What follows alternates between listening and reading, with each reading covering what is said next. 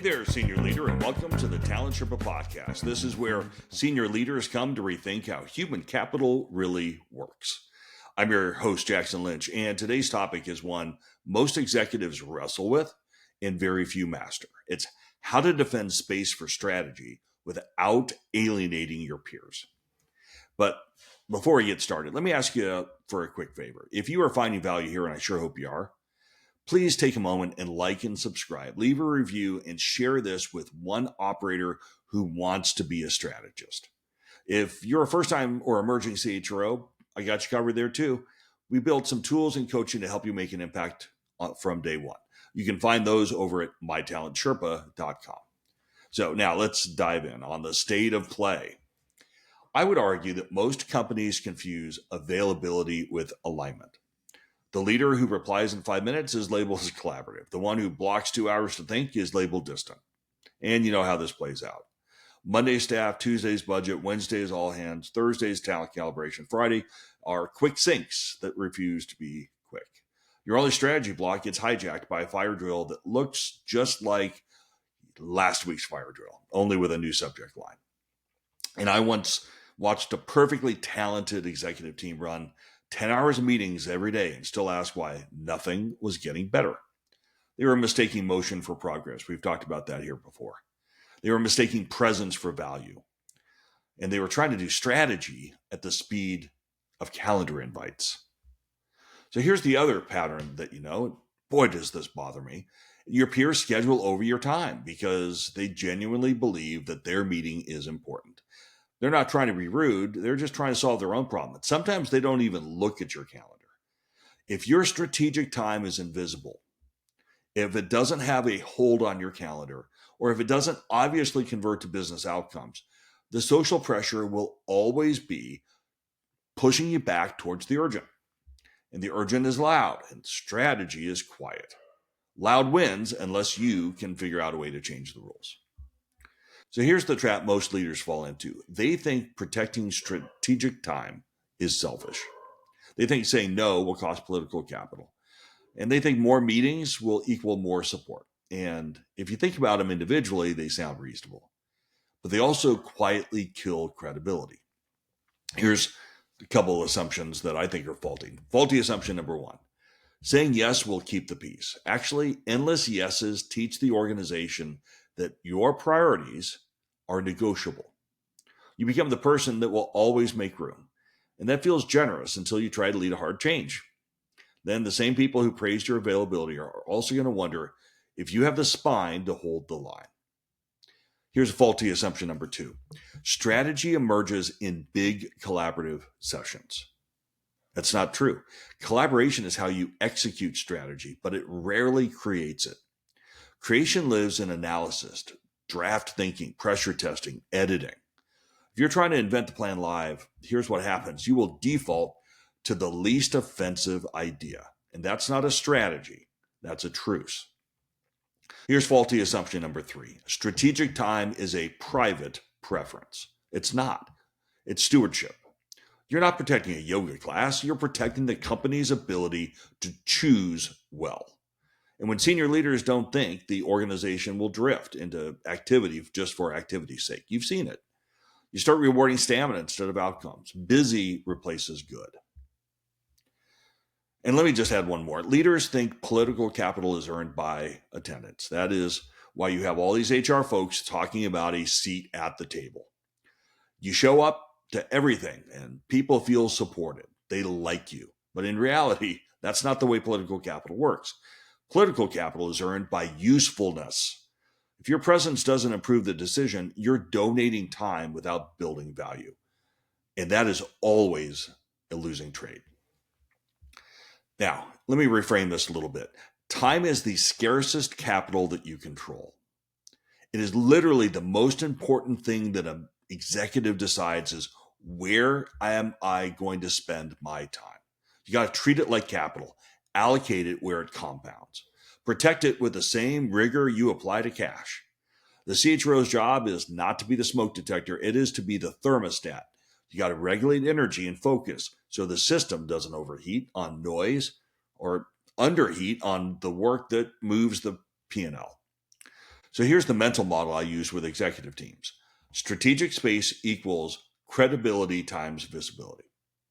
If your peers believe that strategic blocks produce better decisions, if they see that production time will get you respected. Credibility without visibility looks like hiding. Visibility without credibility looks like theater or being overly political. You need both. You have to make your thinking time inspectable. What does that mean?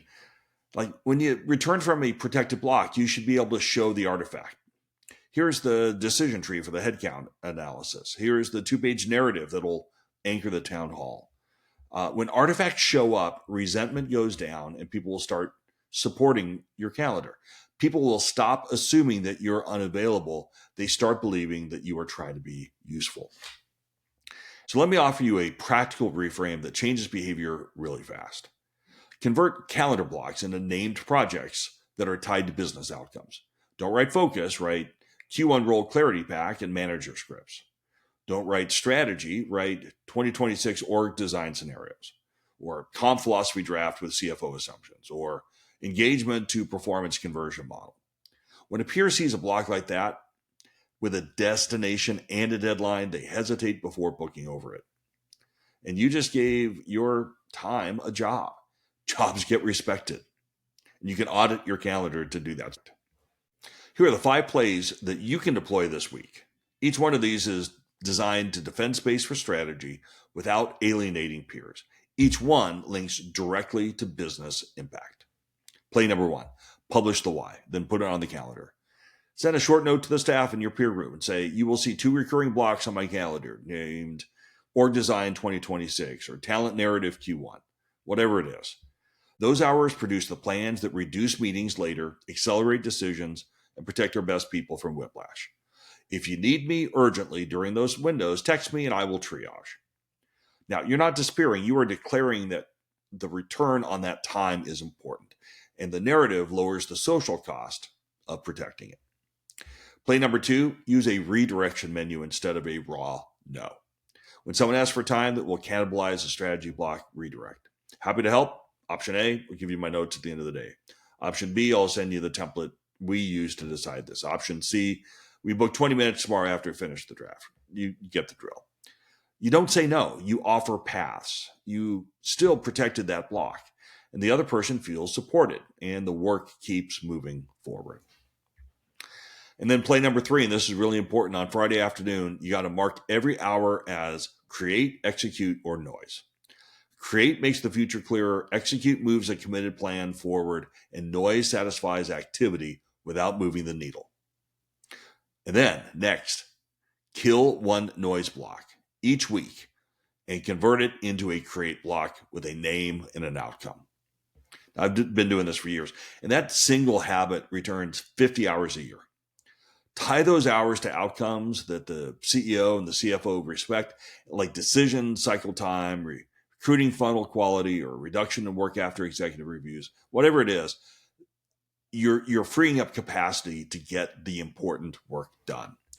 And then play number 4, turn that strategy into artifacts that your peers can use. So thinking time earns protection when it exports value. Kind of build deliverables that others can pick up and run with. Manage your talking points for a new role expectation. A 1-page decision brief that starts with the decision I'm asking for is and lays out options, trade-offs, risks, owners. A hiring bar rubric that explains what great looks like.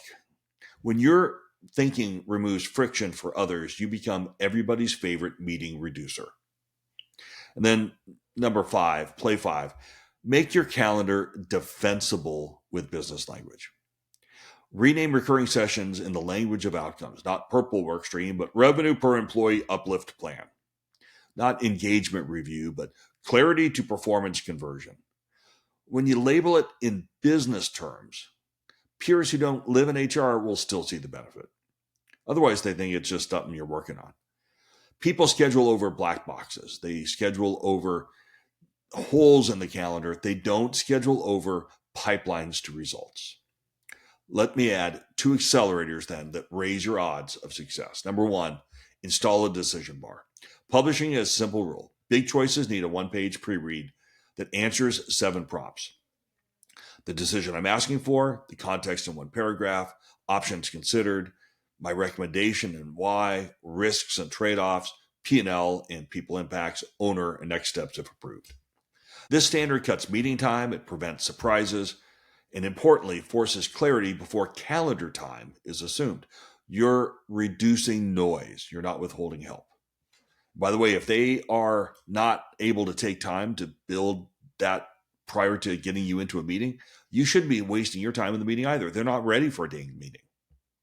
Here's Accelerator B. Build a red phone for real emergencies. Tell your peers exactly know how to reach you when something is truly on fire. Text, not email. Include the word urgent, 911, whatever. One sentence on the risk, one sentence on the ask. This separates real heat from the ambient anxiety. People feel supported because the red phone exists. You feel protected because the red phone is the exception and not the rule. I once had a direct report of mine who wanted to be everyone to everything, and as a result, ended up under-delivering her core expectations because she didn't protect her time. If your coffee is still warm, you're doing great. If your calendar, however, just auto-accepted another 30-minute quick sync, consider that your villain origin story. And let's now move to land the plane. 4 takeaways, crisp and usable. 1, availability is not alignment. Constant yes erodes credibility and slows real work. Number 2, time is capital. Allocate it where it compounds, into clarity and into speed. 3, artifacts beat alibis. That's a pretty good one. Show the output of your thinking time, and the room will help defend it with you. And 4, you are the thermostat. Regulate energy. Do not chase alarms. That's the job as a CHRO. So let me now pause and just say thank you so much for listening. I want to shout out this week to Priya up in, well, I probably shouldn't say where she is. She wrote to me earlier this week, said, your episode on role clarity saved me 2 meetings and 1 migraine. Priya, you are my kind of leader. Thanks for listening to the show. And if you want to know where to start, begin with designing role clarity alongside an AI partner. That is where Scott Morris's company, www.getpropulsion.ai, comes in. Now, if you want to be a successful first-time CHRO, I would love to work with you. If you're an emerging CHRO, we have tools to help you make an impact from day one and a little bit more affordably. You can find all of my materials at mytalentsherpa.com. So until next time, raise the bar, protect your calendar, and keep on climbing.